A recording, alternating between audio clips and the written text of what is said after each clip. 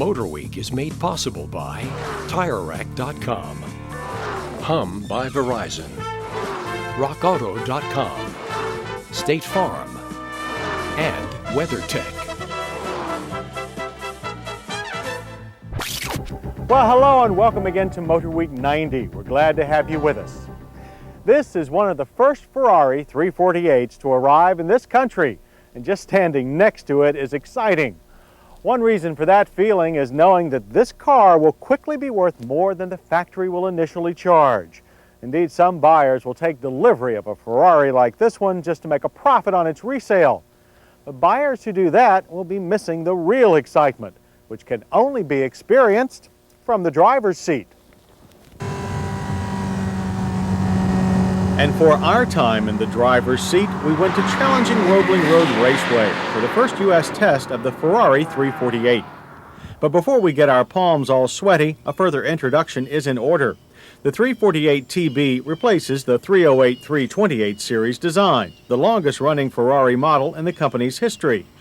Styling, which was done by Pininfarina, is an evolution and has strong influence from both the 328 and its big brother, the Testarossa. If you're wondering about the TB designation, the B stands for Berlinetta. As you might have surmised, an S or Spider version will be available too. The T refers to the transverse transmission that Ferrari uses in the 348. With a twin-disc clutch mounted at the back, the transmission design helps to keep the weight low. And the engine itself has dry sump lubrication now, which is another way of saying it has an oil tank instead of an oil pan. This allows the engine to be placed lower in the chassis for a lower center of gravity, which improves handling. As for power, the 32-valve V8 is an enlarged version of the previous 328 engine. It measures 3.4 liters now and sports a new fuel injection system. Horsepower is rated at 300, torque 228 pound-feet. That's enough to send the mid-engine Ferrari to 60 miles per hour in 5.8 seconds. The quarter mile took 14.1 seconds and ended at 1:02. Not bad.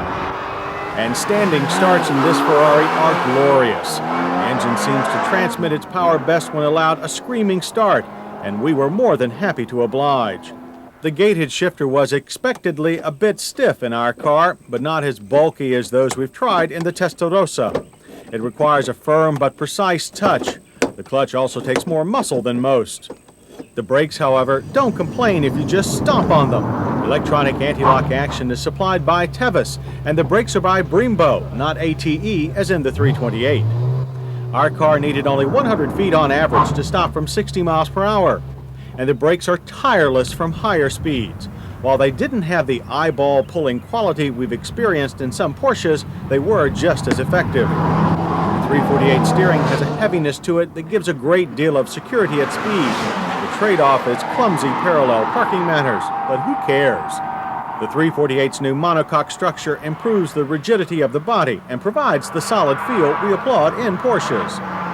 Cornering power is high, but there's the sense that there's a great deal of weight at the rear that would happily swing around. And when pushed too hard, the rear end does come around. Fortunately, the steering is quick enough to aid in recovery. Inside, the 348 is also all new. There's lots of leather, luxury, and a very modern appearance. Unlike most exotics, the 348's interior looks cohesive, not pieced together. In typical Ferrari fashion, the tach, speedometer, oil pressure, and coolant temperature are all right in front of the driver.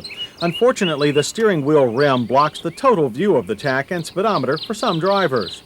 Fuel and oil temperature readouts are located on the center dash. Getting in takes some twisting and crouching thanks to high sills and a low roof.